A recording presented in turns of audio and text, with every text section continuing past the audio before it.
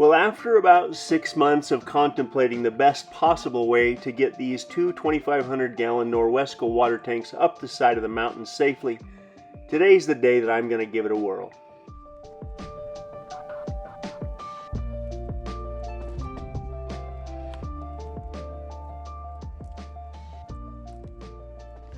All right, these Norwesco 2,500-gallon tanks, I've basically been trying to figure out for at least 6 months the best way to get them up the side of my mountain, especially now that the deer pin is finished. And the conclusion I've come to is to use the skid steer with some extensions on those pallet forks with carpet wrapped around it. These tanks weigh right around 350 to 400 pounds, so it's not like they're incredibly heavy. They're just big and large, and I absolutely do not want to damage these tanks. These tanks actually can be repaired, but I really don't want to damage these tanks in a way where they would have to be repaired, so I'm trying to put some thought into this. It's time to roll it onto the skid steer and then strap it to the skid steer pallet forks, and then that's probably the easiest part of the whole job. Then I get to basically work my way up the side of the mountain and follow the old trail that goes up to the water tanks. And assuming I've taken the skid steer up there before, so assuming the skid steer can get up the side of the mountain, I just have to do it in such a way where I don't rub the tank or damage the tank in the process. So I'm going to roll it off the trailer onto the pallet forks, and we're just going to kind of see how this goes here. I'm clearly nervous.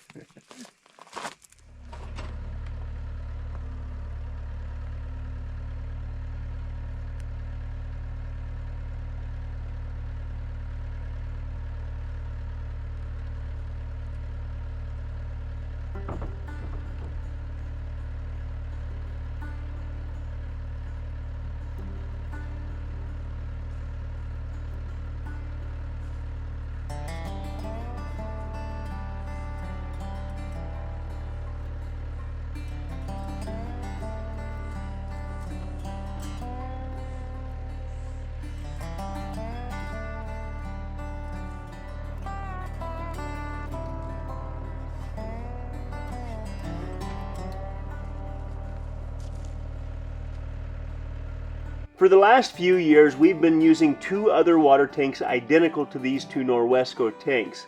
And the first time I moved these tanks up onto the side of the mountain, I used the flatbed on my old pickup truck. But I no longer have that truck. So using my skid steer seems to be the next best thing.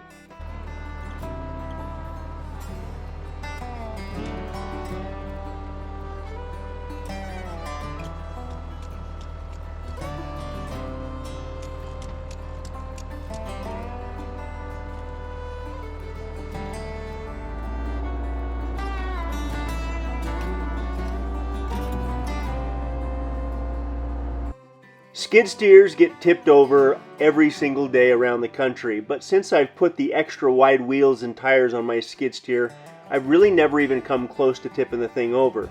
But going up the side of the mountain with this big tank on the front of my skid steer, especially as I climb the steepest portion of the water tank trail, I am concerned about the possibility of tipping my old skid steer over.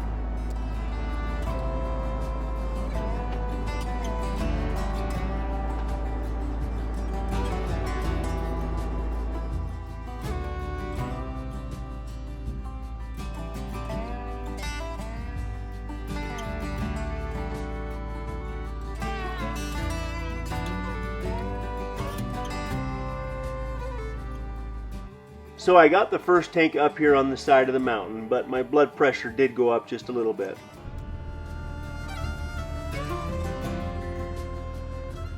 Now I've got to find a spot to safely unload it and leave enough room to get the other 2,500-gallon tank up here.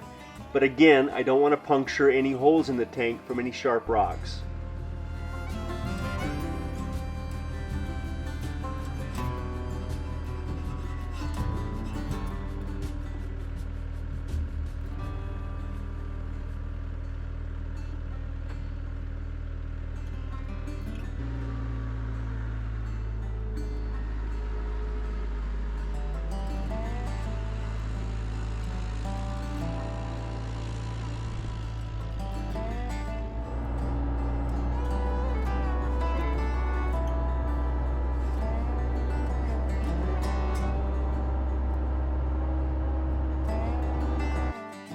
It actually went better than I thought it would go, but I'm going to wait until tomorrow morning to do the next tank.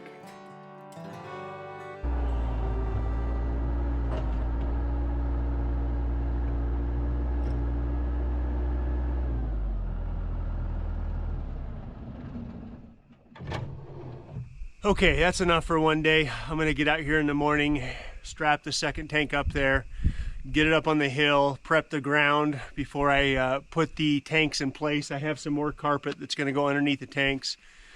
I need to rake the big rocks out of the way to make sure there's no potential for any holes rubbing through in the future. But I mean, that went well, but it would have been ideal to probably have somebody watching for me. There was a couple of moments that were a little bit scary, but we got the tank up there without any damage, so that's all that matters.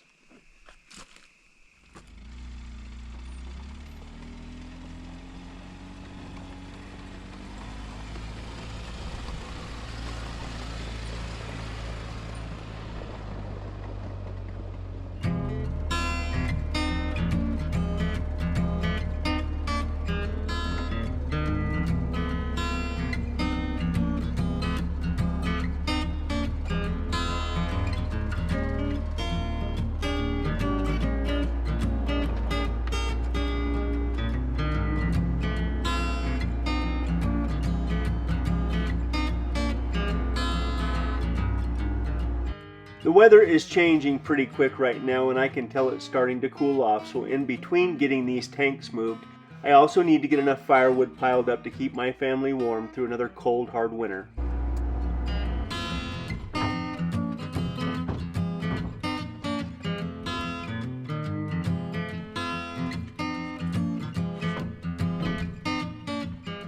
So this is another one of my piles of dried maple that's ready to be burned. It just needs to be bucked up into smaller pieces, but this is not quite enough to get us through the winter.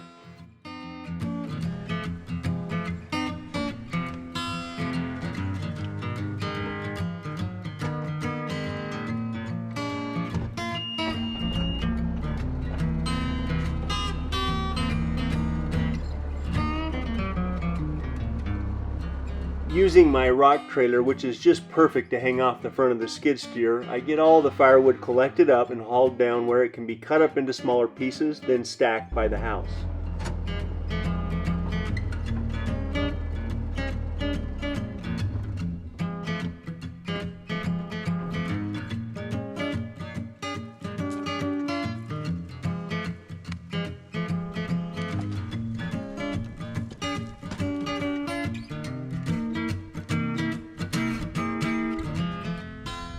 Even with a brand new chain on my favorite chainsaw, once this maple gets cured up, it's awful hard to cut through.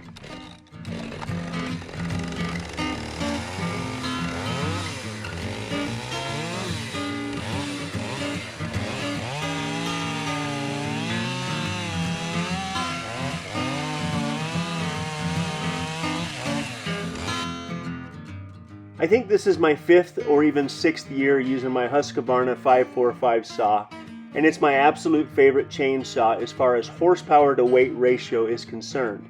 But again, I feel like I should be bucking the firewood up into smaller pieces while the wood is still green, as opposed to fighting it once it gets this dry.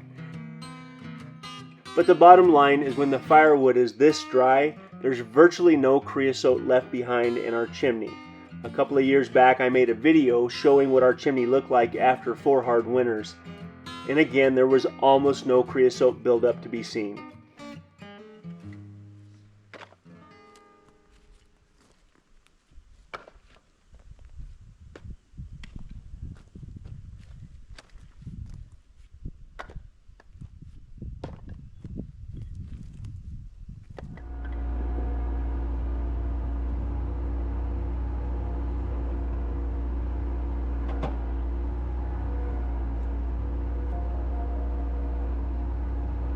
Part of the reason I love heating our home with wood is simply because it's dependable in a world that's becoming less and less dependable by the day.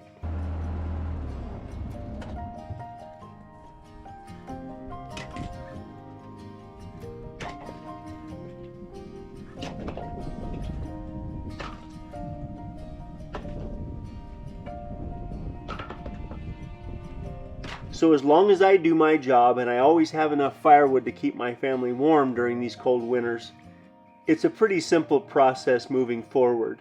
The kids and Cedar help me split and stack the wood closer to the house so we have it as we need it, again to stay warm.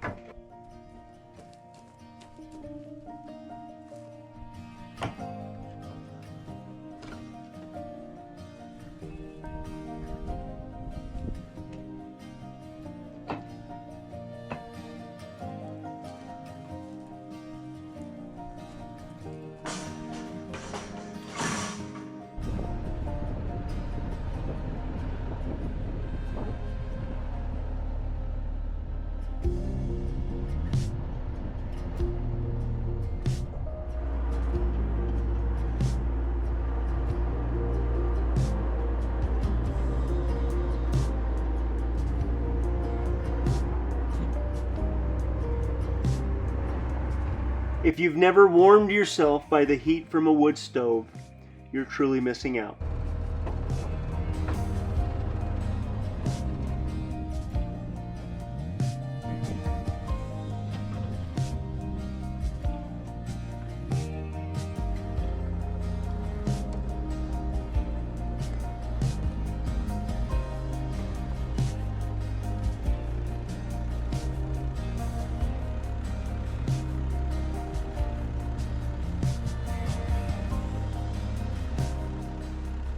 Now it's time to get this second 2,500 gallon water tank moved up the side of the mountain and set in place.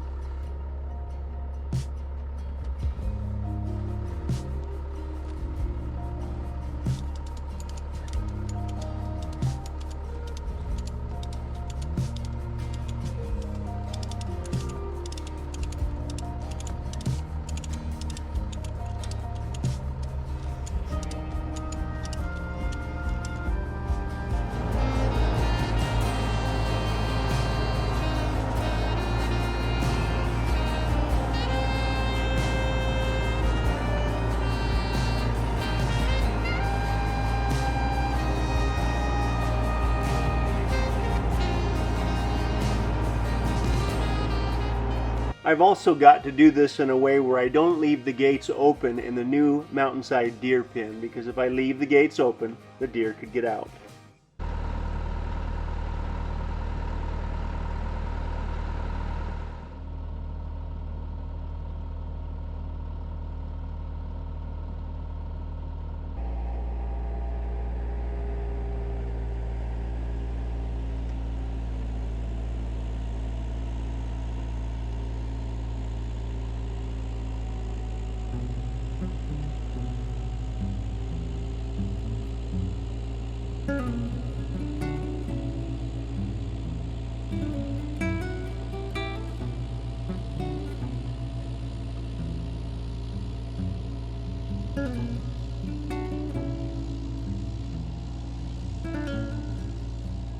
But once I get the two water tanks up on the side of the mountain, I've got to make some decisions around how I'm going to build the next water tank shed for these two tanks. If I fill them up with water, I've only got maybe a few weeks before there's a potential for things to freeze and break. But at a minimum, getting the tanks up here is a first step in the process.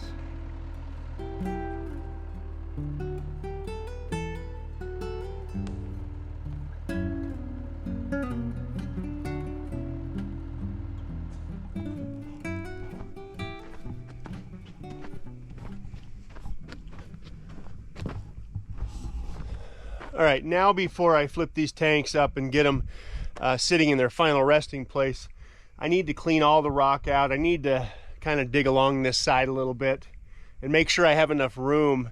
And I'm going to put carpet underneath them and get them setting here temporarily. And then I'm going to decide if I'm going to build another structure out of railroad ties, or if it's possible that I can use some of the materials that I have around here and avoid the expense of buying nearly 100 railroad ties. But whatever I do, it needs to be permanent and it needs to last. So step one is let's get all these rocks cleared out and let's see if we can't get this leveled off a little bit.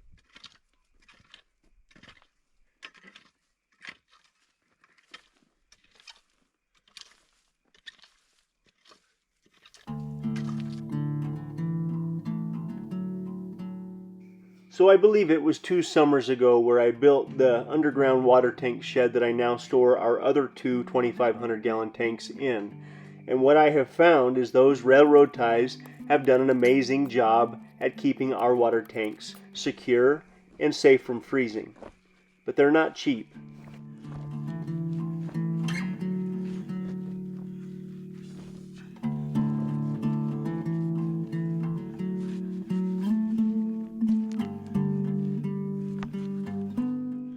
I'm trying to remove any and all rocks that could potentially get underneath this tank and slowly do damage to it over time. And some of these rocks are a little bigger than I expected.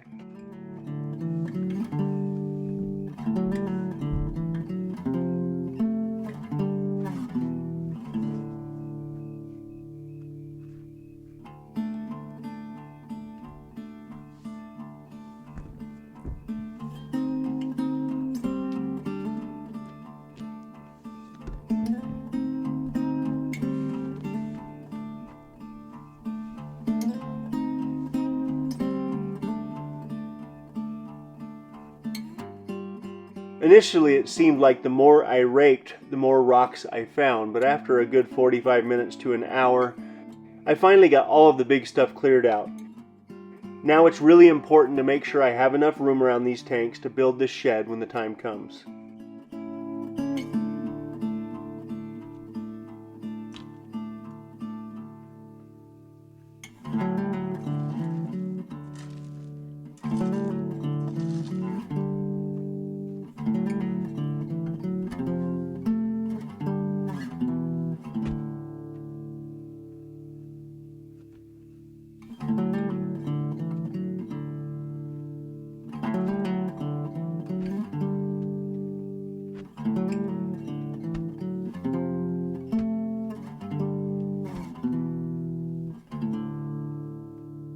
I picked up some new remnant carpet from the local flooring store to put these tanks onto.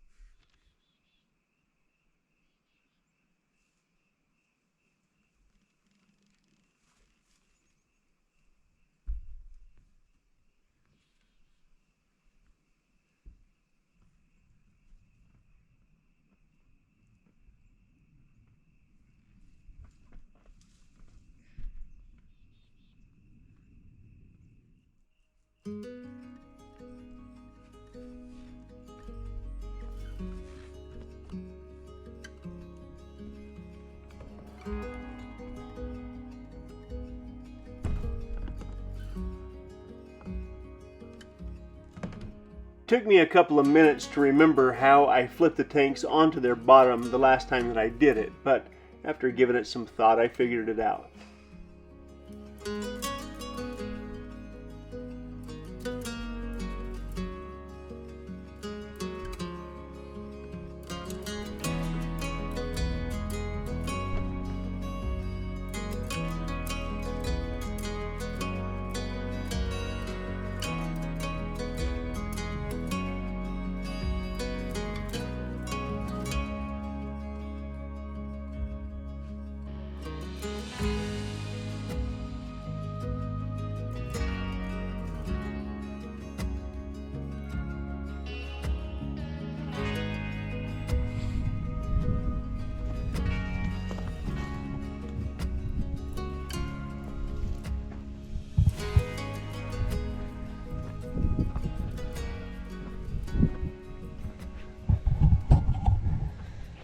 They're not even.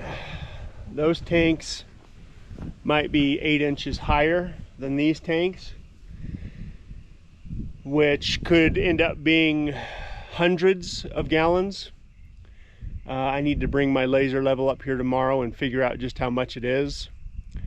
But the truth is I'm going to have to move these at some point anyway to decide what kind of a structure I'm going to build around it, so it's not the end of the world, but I was hoping we were close enough to where it really wouldn't matter. But all the same, I've got them up here. That was the important part.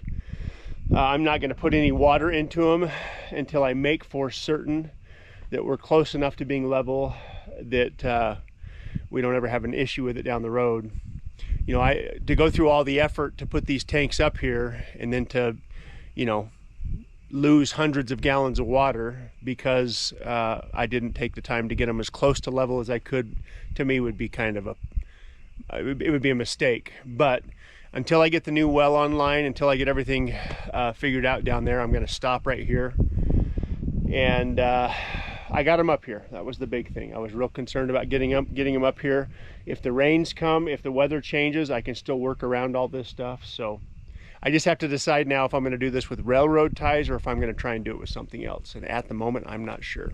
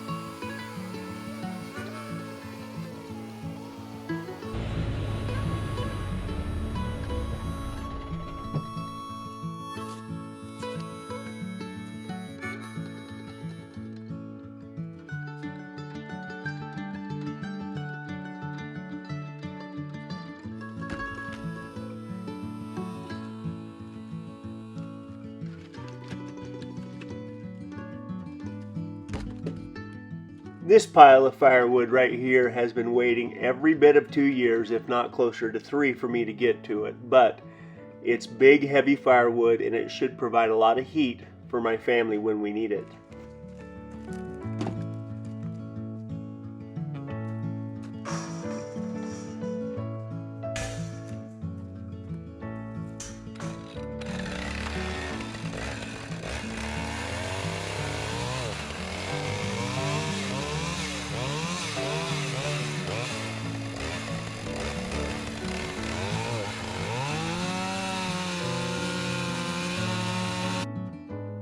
As I'm cutting up the firewood, I start to recognize these pieces of maple that have natural rotting down through the centers of it that wouldn't take a whole lot for me to turn them into something like a birdhouse or a bird feeder. And this is going to be my new hobby over winter.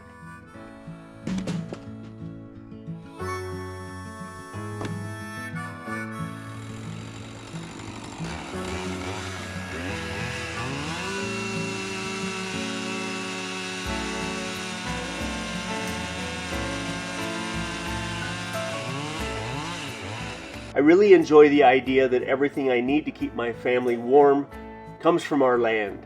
And as long as I can physically handle the work, I'm going to do this kind of work. As I cut some of these pieces of wood up into usable firewood, I can remember the trees that they came from and the place on our land where I cut the tree down. Now that the mountainside deer pin is finished and I don't have to cut down and thin the trees with quite so much vigor and aggression, I find myself looking for pieces of wood that I can turn into something like a bird feeder or a birdhouse, or maybe even something a little bit more artistic.